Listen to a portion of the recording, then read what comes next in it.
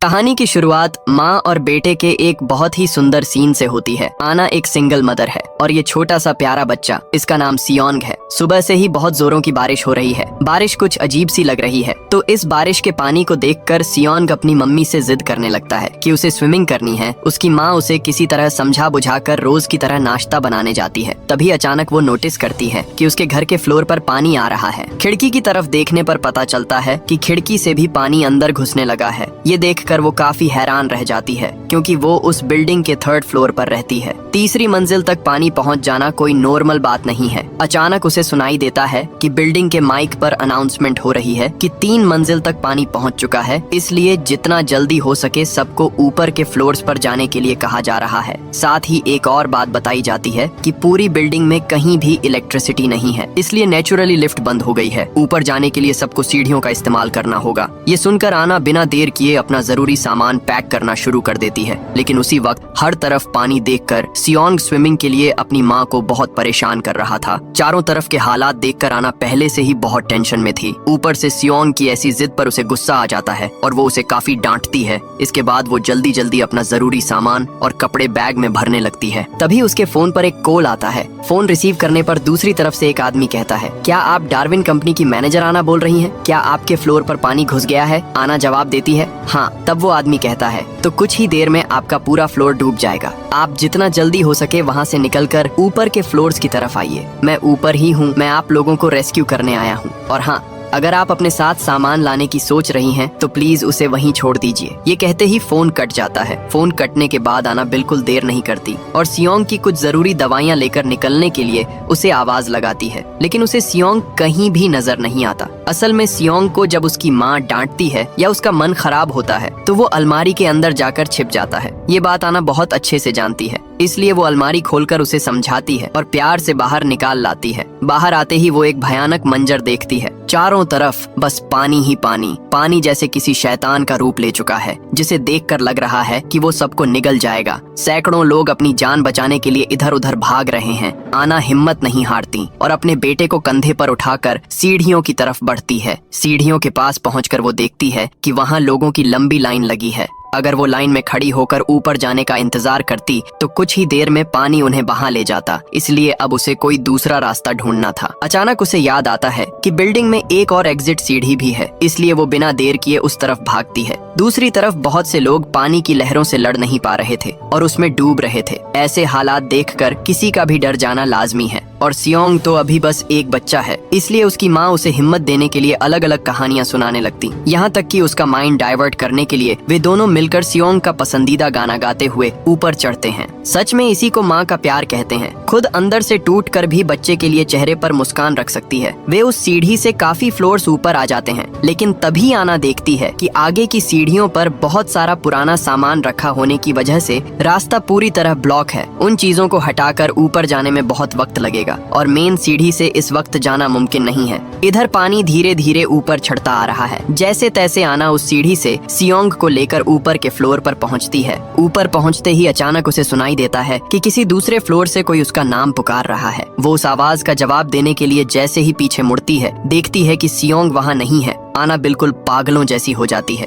एक तरफ इतना सारा पानी और दूसरी तरफ सैकड़ों लोगों की भीड़। आना को कुछ समझ नहीं आता कि वो क्या करे और अपने बेटे को कहाँ ढूंढे। वो पूरी तरह बेबस हो जाती है। फिर भी अपने बेटे को ढूंढने के लिए इधर उधर भागने लगती है। ढूंढते ढूंढते वो एक फ्लैट के अंदर घुस जाती है। तभी उसकी नजर खिड़की की तरफ पड़ती है और फिर वो जो देखती है, उसे देखकर किसी भी नॉर्मल इंसान का दिमाग काम करना बंद कर दे। वो देखती है कि पहाड़ जैसी एक दानव जैसी लहर उनकी तरफ बढ़ रही है और कुछ समझने से पहले ही वो लहर उनकी बिल्डिंग से टकरा जाती है। इसके चलते और भी कई फ्लोर्स पानी के नीचे समा जाते हैं। आना अब पूरी तरह से पानी के नीचे है, फिर भी वो सियोंग को ढूंढना नहीं छोड़ती। पानी के अंदर ही तैरते हुए वो पागलों की तरह एक कोने से दूसरे कोने तक अपने बच्चे को तलाश रही है। उस वक्त आना खुद को बेबस और हेल्पलेस महसूस कर रही थी। काफी देर तक पानी में ढूंढने के बाद आखिरकार उसे सियोंग मिल जाता है, लेकिन तब तक छोटा सियोंग बेहोश हो चुका था। आखिर एक बच्चा कितनी देर पानी के नीचे रह सकता है। आना किसी तरह अपने बेटे को लेकर वहाँ से निकलना चाहती है, लेकिन बाहर जाने वाला दरवाजा किसी भी तरह खुल नहीं रहा।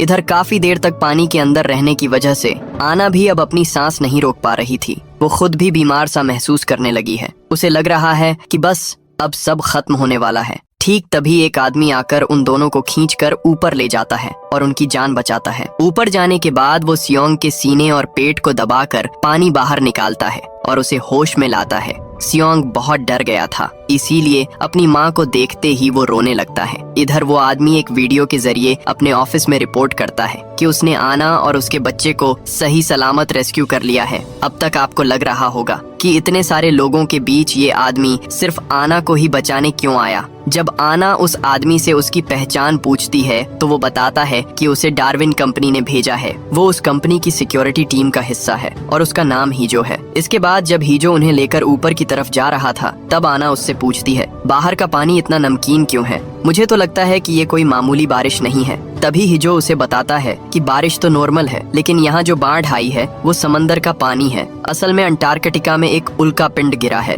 जिसकी वजह से सारी बर्फ पिघल गई है और ये बाढ़ आई है। आना पूछती है क्या इस बारे में वैज्ञानिकों को कुछ नहीं पता था? हीजो बताता है कि साइंटिस्ट को सब कुछ पहले से पता था, लेकिन उनके पास इस सिचुएशन को संभालने का कोई रास्ता नहीं था। इसीलिए वे बेकार में लोगों को बताकर अफरा तफरी या डर का माहौल नहीं बनाना चाहते थे। और हाँ, आज शायद इस दुनिया का आखिरी दिन हो सकता है, सब कुछ पूरी तरह खत्म हो जाएगा। हीजो की बातें सुनकर आना परेशान हो जाती है और पूछती है, अगर दुनिया खत्म ही होने वाली है तो आखिर हम जा कहाँ रहे हैं? हीजो आना से कहता है, आप भले ही खुद को डार्विन कंपनी की एक मामूली मैनेजर समझती हो, लेकिन आप कोई साधारण इंसान नहीं है। आपकी कंपनी में एआई के लिए जो इमोशन इंजन तैयार किया जाता है उसे सिर्फ आप और आपके बॉस ही बना सकते हैं। सुबह से आपके बॉस और उनकी बेटी का कहीं पता नहीं है। शायद वे अब तक पानी में डूब चुके होंगे, इसलिए अब हमारी आखिरी उम्मीद सिर्फ आप हैं। हमने ऑलरेडी लेबोरेटरी में इंसानी शरीर तैयार कर लिए हैं, लेकिन उस बॉडी में इमोशन सिर्फ आप ही डाल सकती हैं, क्योंकि आज दुनिया के सभी लोग मारे जाएंगे। इसीलिए दोबारा धरती पर इंसान बसाने के लिए भी हमें आपकी जरूरत है। इसीलिए आपको ले जाने के लिए बिल्डिंग की छत पर हेलीकॉप्टर भेजा गया है।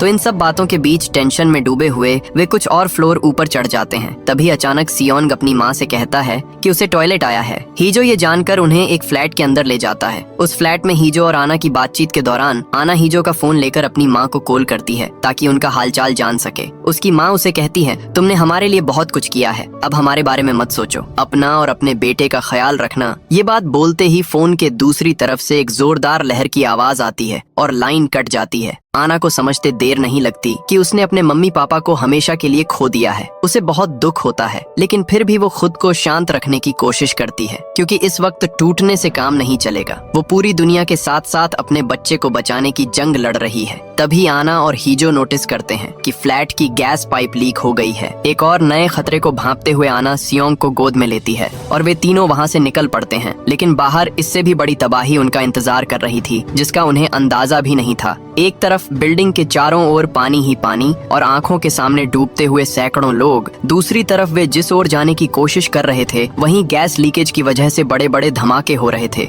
ये नजारा किसी कयामत से कम नहीं था। कोई और रास्ता न देखकर हीजो सीढ़ियों से ऊपर जाने की उम्मीद छोड़ देता है और बालकनी के सहारे ऊपर चढ़ जाता है। ऊपर पहुंचकर हीजो आना से कहता है, आप अपने बेटे को मुझे पकड़ा दीजिए। आना अपने बच्चे की जान बचाने के लिए उसे हीजो की तरफ बढ़ाने की कोशिश करती है, लेकिन डरा हुआ छोटा सियोंग अपनी माँ को छोड़कर किसी और के पास जाने को तैयार नहीं था। काफी मशक्कत के बाद वो सियोंग को हीजो तक पहुंचा तो देती है, पर खुद को संभाल नहीं पाती। उसका पैर फिसलता है और वो सीधे नीचे गहरे पानी में जा गिरती है। लेकिन इस बार भी वो हार नहीं मानती। किसी तरह तैर कर वो फिर से एक फ्लोर पर पहुंच जाती है। जब वो उस फ्लोर से ऊपर जाने की कोशिश कर रही थी, तभी उसे लिफ्ट के अंदर से एक बच्चे के रोने की आवाज आती है। वो लिफ्ट के पास जाती है तो देखती है कि लिफ्ट बंद पड़ी है। इसी बीच उसकी नजर दो आदमियों पर पड़ती है जो इस मुसीबत का फायदा उठाकर अपार्टमेंट्स में चोरियां कर रहे हैं। क्या अजीब हालत है, जहां लोग जिंदगी और मौत के बीच लड़ रहे हैं। खैर, आना लिफ्ट में फंसे बच्चे को बचाने की बहुत कोशिश करती है,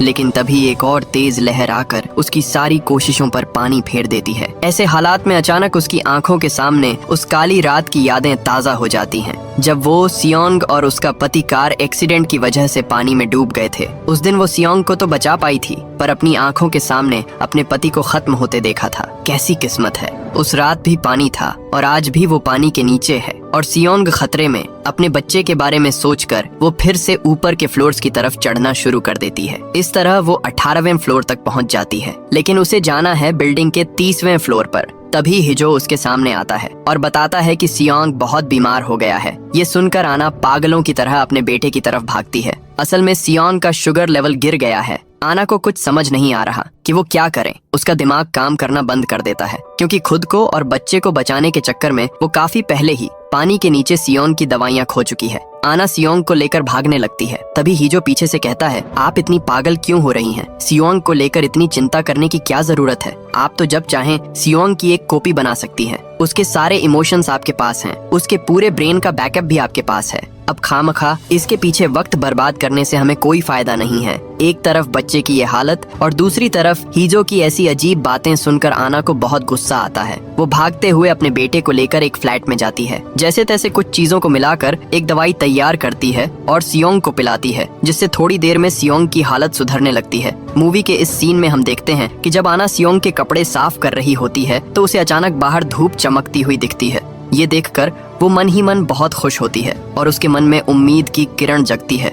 वो हीजो से कहती है, देखो धूप निकल आई है, शायद अब सारा खतरा टल गया है, सब कुछ पहले जैसा हो जाएगा। लेकिन हीजो इस बात पर कुछ नहीं कहता। वो आना को जो बताता है उससे उसका दिल फिर से टूटकर बिखर जाता है। हीजो कहता है, मैं तुम्हें एक बात बताना भूल गया था, हमारा प्लान बदल गया है। फिलहाल अंतरिक्ष में जो हमारा रिसर्च सेंटर है वहाँ सियोन को नहीं ले जाया जा सकता। आना गुस्से और दुख में कहती है, तुमने ये बात जानबूझकर मुझसे छिपाई, क्योंकि तुम जानते थे कि अगर मुझे ये पहले पता चल जाता तो मैं तुम्हारे साथ कभी नहीं आती। इन बातों के बीच सूरज फिर से डूब जाता है और हर तरफ अंधेरा छाने लगता है। तभी उनकी नजर एक विशाल लहर पर पड़ती है जो उनकी तरफ बढ़ रही थी। उस लहर से बचने के लिए वे पूरी जान लगाकर भागने लगते हैं, लेकिन वो राक्षस जैसी लहर कुछ ही पलों में और भी कई फ्लोर्स को डुबो देती है। किसी तरह वे तीनों ऊपर की मंजिलों तक पहुंचते हैं। वहां आना देखती है कि एक प्रेग्नेंट औरत लेबर पेन से तड़प रही है। वो औरत और उसका पति आना से मदद मांगते हैं, लेकिन आना मजबूर है। वो इस वक्त किसी भी तरह उनकी मदद नहीं कर सकती। जब वो सियोंग को लेकर ऊपर जा रही थी तब सियोंग पूछता है, मम्मी उस आंटी को क्या हुआ है? वो ऐसे क्यों रो रही हैं? छोटे से सियोंग के इस सवाल पर उसकी माँ कहती है, वो आंटी माँ बनने वाली हैं, इसलिए उन्हें दर्द हो रहा है। तब सियोंग पूछता है, मम्मी जब मैं हुआ था तब क्या आपको भी ऐसा ही दर्द हुआ था? बच्चे का ये मासूम सवाल आना के सीने में तीर की तरह चुभता है। उसे बहुत दुख होता है और वो हीजो के पास जाकर फूट फूट कर रोने लगती है। वो गिड़गिड़ाते हुए उससे विनती करती है,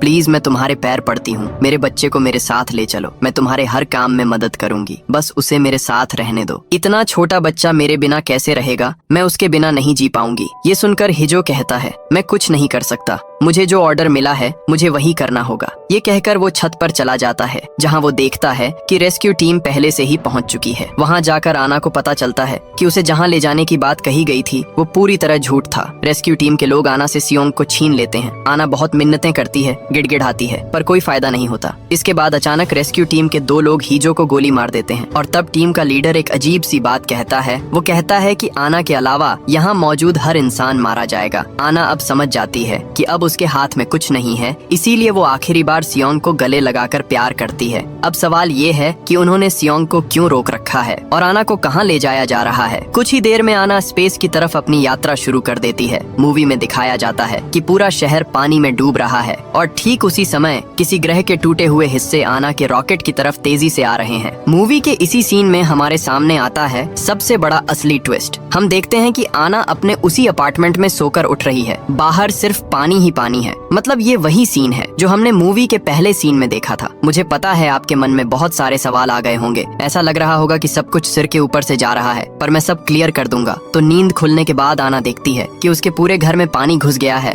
सिक्योरिटी रूम से अनाउंसमेंट हो रही है कि जल्दी ऊपर के फ्लोर्स पर जाए। ठीक तभी आना के फोन पर हीजो का कॉल आता है। हीजो उसे छत पर आने को कहता है क्योंकि उनके लिए हेलीकॉप्टर इंतजार कर रहा है और आज वे सियोंग को भी साथ ले जाएंगे। जब वो फोन पर बात कर रही थी तब सियोंग बार बार अपनी माँ को कुछ दिखाने की कोशिश कर रहा था। वो कह रहा था कि उसने सपने में कुछ देखा है और जो देखा है उसकी फोटो बनाई है, लेकिन इतनी जल्दबाजी में आना उस पर ध्यान नहीं देती। वो फटाफट बाहर निकलने की तैयारी करती है। पिछले बार की तरह आज भी सियोंग बाहर निकलने से पहले अलमारी में छिप गया था। उसकी माँ उसे ढूंढ निकालती है और कहती है कि वो अब से अपनी माँ की सारी बात माने और अगर कोई उसे अपने साथ ले जाना चाहे तो वो ना जाए। लेकिन तभी सियोंग अपनी माँ से एक अजीब सवाल करता है। वो पूछता है, मम्मी काफी दिनों से मेरी उम्र 6 साल ही क्यों है? मेरी उम्र बढ़ क्यों नहीं रही? हर रोज मेरी उम्र 6 साल ही क्यों रहती है? आना को इन बातों का कोई सिर पैर समझ नहीं आता, इसलिए वो बिना देर किए सियोंग को कंधे पर उठाकर छत की तरफ ले जाने लगती है। लेकिन पिछली बार जब हीजो ने आना को आवाज दी थी तब उसने जवाब दिया था, पर इस बार वो हीजो की पुकार पर कोई रिस्पॉन्स नहीं देती। वो हीजो को इग्नोर करके सियोंग को लेकर भागने लगती है, लेकिन तभी एक विशाल लहर सबको बहा ले जाती है। लहर की चपेट में आकर बहुत से लोग मारे जाते हैं और कई बह जाते हैं। आना और सियोंग पानी में डूब तो जाते हैं, पर किसी तरह फिर से ऊपर आ जाते हैं, लेकिन ऊपर आकर वो सियोंग को खो देती है। सियोंग को ना पाकर आना उसे पागलों की तरह ढूंढने लगती है। उसे लगता है कि शायद सियोंग पानी में गिर गया है, इसीलिए वो पानी के अंदर उसे तलाशने लगती है। जब आना सियोंग को ढूंढ रही थी, तभी एक तैरती हुई कार आकर उसे जोर से टक्कर मारती है। अगले सीन में हम देखते हैं कि हीजो आना को रेस्क्यू कर रहा है, लेकिन यहाँ एक गौर करने वाली बात ये है कि पिछली बार आना की टी शर्ट पर 497 लिखा था और अब वो बदल कर 787 हो गया है। जब आना दोबारा सियोंग को ढूंढने जाना चाहती है तो हीजो उसे एक फोटो दिखाकर कहता है कि सियोंग ऊपर के फ्लोर पर है। आना को समझ नहीं आ रहा कि सियोंग उससे इस तरह भाग क्यों रहा है, जबकि वो तो अपनी माँ के बिना कुछ जानता ही नहीं। इधर हीजो सियोंग को ढूंढने से रोकता है तो आना को बहुत गुस्सा आता है। वो हीजो से बंदूक छीन लेती है, लेकिन तभी अपार्टमेंट में गैस लीकेज की वजह से ब्लास्ट हो जाता है। इस धमाके में आना जख्मी हो जाती है, पर इसके तुरंत बाद हम देखते हैं कि हीजो ने आना को फिर से बचा लिया है, लेकिन अब उसकी टी शर्ट पर 193 लिखा हुआ है। आना तब हीजो के हाथ से अपना हाथ छुड़ाकर पानी में कूद जाती है और सियोंग को ढूंढने लगती है। ढूंढते ढूंढते वो उसी लिफ्ट के सामने पहुंच जाती है जहां पिछली बार उसने एक लड़की के रोने की आवाज सुनी थी। आना को एहसास होता है कि वो लड़की वहां फंसी हुई है। उसे याद आता है कि यही सेम चीज उसके साथ पहले भी हो चुकी है, पर उस बार वो लड़की को बचा नहीं पाई थी, इसलिए इस बार वो उसे बचाने की और भी ज्यादा कोशिश करती है, लेकिन फिर से नाकाम रहती है और हम देखते हैं कि आना धीरे धीरे पानी के नीचे डूब रही है। अगले सीन में आना फिर से उसी लिफ्ट के सामने उस लड़की को रेस्क्यू करती हुई दिखती है, लेकिन अब उसकी टी शर्ट पर 4007 लिखा है। इस बार बहुत कोशिशों के बाद आना उस लड़की को बचाने में कामयाब हो जाती है। वो लड़की को एक बुजुर्ग कपल के पास पहुंचा देती है, क्योंकि वो उनकी ही पोती है। अब सवाल ये है कि आना को कैसे पता चला कि यही उसके ग्रैंड पेरेंट्स हैं। आना उस लड़की से पूछती है, क्या तुमने सियोंग को कहीं देखा है? लड़की जवाब देती है, जब मैं लिफ्ट में फंसी थी तब मैंने 2 लोगों को सियोंग से बात करते सुना था। आना उसकी बात सुनकर आगे बढ़ती है तो उसे वहीं 2 लड़के मिलते हैं जो चोरी कर रहे थे। आना ने इन्हें पिछली बार भी देखा था। उन लड़कों के साथ उसकी हाथापाई होती है, तभी हीजो आकर उन लड़कों को पीटना शुरू कर देता है।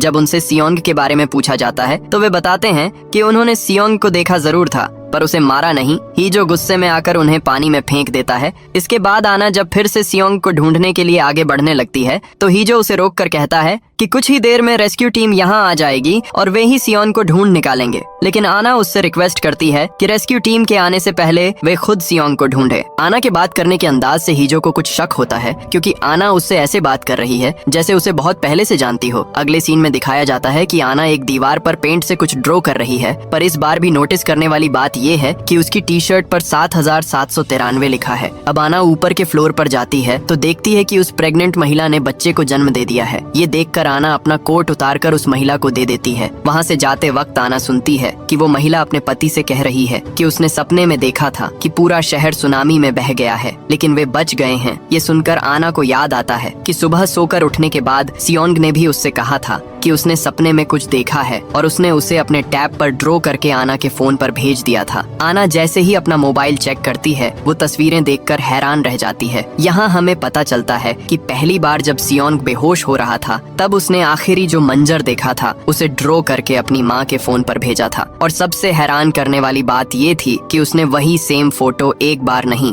बल्कि हजारों बार भेजी थी। कहानी अब पूरी तरह से टाइम लूप और पैरेलल रियलिटी की तरफ इशारा कर रही है। क्या आप जानना चाहते हैं कि इन हजारों तस्वीरों और टी शर्ट पर बदलते नंबर्स का असली राज क्या है? आना अब समझ जाती है कि सियोंग क्यों उसे बार बार बोल रहा था कि उसकी उम्र 6 साल पर क्यों रुकी हुई है। तभी आना लास्ट फ्लोर की अलमारी में सियोंग को ढूंढने जाती है, लेकिन वो वहाँ नहीं मिलता। उसी वक्त डार्विन टीम के लोग और हीजो आकर दवा के जरिए आना को बेहोश करने की कोशिश करते हैं। बेहोश होने से पहले आना हीजो से कहती है, छत पर ये लोग तुम्हें मार देंगे, तुमसे मेरी पहले भी कई बार मुलाकात हो चुकी है। तभी हम देखते हैं कि आना की टी शर्ट पर 13,417 लिखा हुआ है। ये बात हीजो के मन में शक पैदा कर देती है, इसलिए वो अपनी ही टीम के लोगों को वहीं मार देता है। इसके बाद वो एक इंजेक्शन देकर आना को होश में लाता है। होश में आते ही आना इस कहानी का असली ट्विस्ट रिवील करती है। डार्विन रिसर्च सेंटर काफी समय से सिंथेटिक ह्यूमन बॉडी बनाने के सीक्रेट प्रोजेक्ट पर काम कर रहा था। वे 3D मॉडल के जरिए ऐसी बॉडीज बनाते हैं जो इंसानों की तरह सब कुछ कर सकती हैं, यहाँ तक कि बच्चे को जन्म देना भी। लेकिन प्रॉब्लम ये थी कि उनके अंदर गुस्सा, दुख या प्यार जैसे कोई इमोशंस नहीं थे। इसलिए आना और उसके बॉस ने इमोशन इंजन पर काम शुरू किया था।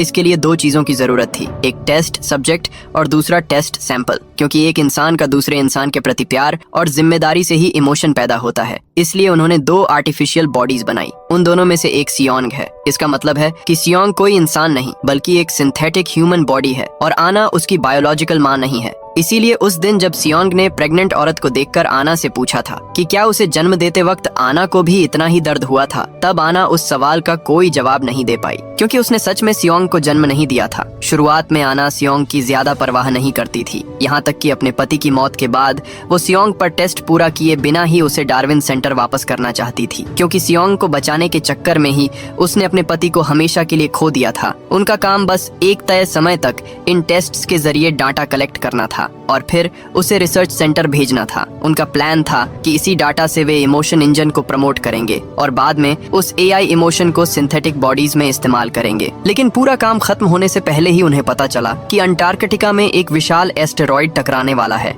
इसकी वजह से पूरी दुनिया में एक महासुनामी आएगी जो मानव जाति का नामो निशान मिटा देगी। समय कम होने की वजह से डार्विन लैब से सियोंग का डाटा कलेक्ट करने के लिए लोग भेजे जाते हैं और रिसर्च के लिए आना को भी उनके साथ जाना पड़ता है। लेकिन जाने के वक्त जब उनका स्पेस शिप एस्टेरॉइड के टुकड़े से टकराकर तबाह हो जाता है तो आना बुरी तरह जख्मी हो जाती है। मौत को करीब देखकर आना एक बड़ा फैसला लेती है, क्योंकि टेस्ट सैंपल तो मिल चुका था लेकिन टेस्ट सब्जेक्ट नहीं मिला था। इसलिए वो खुद एक माँ के तौर पर इस एक्सपेरिमेंट का टेस्ट सब्जेक्ट बनने के लिए तैयार हो जाती है। इस फैसले के बाद उसकी मेमोरी को एआई सिस्टम में ट्रांसफर कर दिया जाता है। फिर सियोंग को उसे छिपा दिया जाता है। पूरा सेटअप इस तरह किया जाता है जहाँ आना का काम होगा हर खतरे और रुकावट को पार करके सियोंग को ढूंढ निकालना। जिस दिन वो सियोंग को ढूंढ लेगी उसी दिन इमोशन इंजन का काम पूरा होगा और जब तक वो उसे नहीं ढूंढ पाती ये सिस्टम बार बार रिफ्रेश या रिस्टार्ट होता रहेगा। मतलब कहानी हर बार उसी सुनामी वाले दिन से फिर से शुरू होगी। इसीलिए हमने इस मूवी में सुनामी वाले दिन को बार बार रिपीट होते देखा है। और ये कितनी बार रिपीट हो रहा है ये जानने के लिए आना की टी शर्ट का नंबर बार बार बदलता रहता है, क्योंकि वो एक बार भी सियोंग को नहीं ढूंढ पाई थी। लेकिन वो सियोंग को क्यों नहीं ढूंढ पा रही थी, इसके पीछे एक बहुत बड़ा राज था।